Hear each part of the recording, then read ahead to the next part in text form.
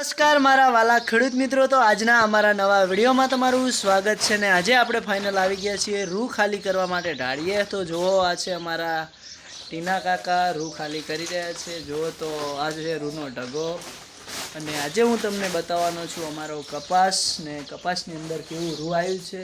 અને આજે તારીખ થઈ છે 27/2/2025 ને સોમવાર થયો છે ને વરસાદ આજે અમારા ઇન્દ્રમણા ગામમાં ચાલુ થઈ ગયો છે. એના કારણથી કપાસની ખેતીમાં ખેડૂતોને નુકસાન જોવા મળી રહ્યું છે. રૂ પણ કાળું થઈ જશે. તો આ વખતે જો આપણે ફાઇનલ તાળીએ આવી ગયા છીએ અને રૂ ખાલી થાય છે ઢગાનું. તો હું આજે તમને અમારું કેટલું રૂ વેણેલું છે એ બતાવવાનો છું. તો ફાઇનલી જોઈ શકો છો મારા વાલા ખેડૂત મિત્રો કે આ જુઓ, આટલું રૂ તો આપણે વેણી નાખ્યું છે, આટલું કપાસ. અને ઉપરી બાજુ પણ હજુ અમારે થોડું રૂ પડ્યું છે, તો એ બતાવવાનો છું હું મારા બધા ખેડૂત મિત્રોને. અને આ છે ગઈ સાલનું જીરું. જો આપણે ગઈ સાલે જીરું હતું, એ જીરું હજુ સુધી પડ્યું છે. અને આ બાજુ જુઓ, અહીંયા પણ રૂ પડ્યું છે.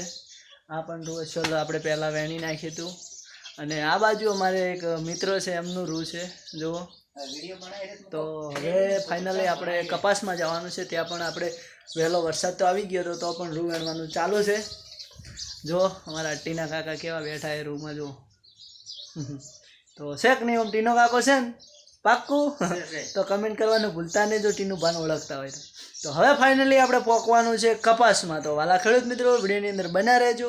આપણે જઈશું ખેતરમાં.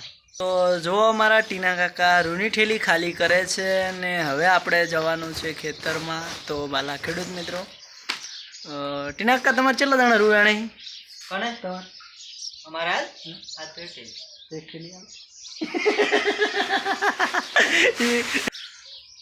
તો ફાઇનલી આપણે હવે ઘરની બહાર નીકળી ગયા છીએ ને હવે જુઓ પાછળ ટ્રેક્ટર પડ્યું છે ને આપણે જવાનું છે હવે ખેતરમાં રૂ વેણવા માટે. તો હું આજે મારા બધા ખેડૂત મિત્રોને બતાવવાનો છું અમારું રૂ.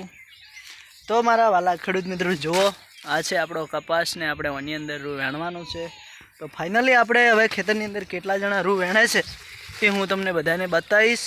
એની પહેલાં જુઓ વાલા ખેડૂત મિત્રો, આપણે વરસાદ આવ્યો છે ને એની પહેલાં નવરાત્રિમાં પણ થોડો વરસાદ વાયરો એવું આવ્યું હતું એટલે વધારે બગાડ થઈ ગયો હતો થોડો કપાસમાં. જુઓ કપાસ તો સારો છે, હાઈટમાં પણ સારો છે, વધ્યો પણ સારો છે. તો આ વખતે બધા ખેડૂતો એવું પણ કરી રહ્યા છે કે જેથી કરીને ખેડૂતોને નુકસાન ન થાય. પણ હવે કુદરતનું જે ધારેલું છે એના ઉપર તો કોઈ મિથ્યા થવાનું નથી. અને એ તો ફાઇનલી હવે ખેડૂતોને કુદરતનો સામનો તો કરવો જ પડશે. બગાડ થાય કે ન થાય, કે વરસાદ આવે કે ન આવે, પણ આ જે વરસાદ કે કુદરતના હાથમાં છે એ તો આપણે ક્યારે આડા થઈ શકીએ નહીં.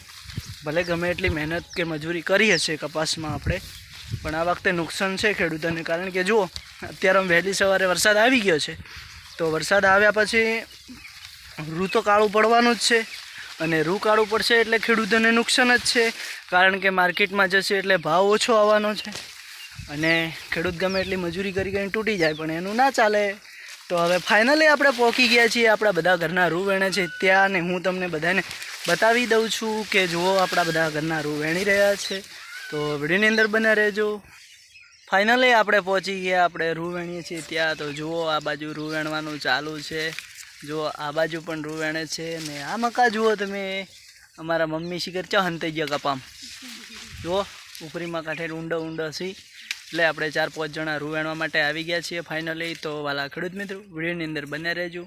અને વિડીયો ગમ્યો હોય તો લાઇક કરજો, કમેન્ટ કરજો ને શેર કરજો. અને ચેનલ ઉપર ફાઇનલી તમે નવા હોય તો ફોલો કરવાનું ભૂલતા નહીં. તો નેક્સ્ટ વિડીયોમાં ફરી મળીશું. જય દ્વારકાધીશ, જય પાવાવાડી, જય ગિરનારી.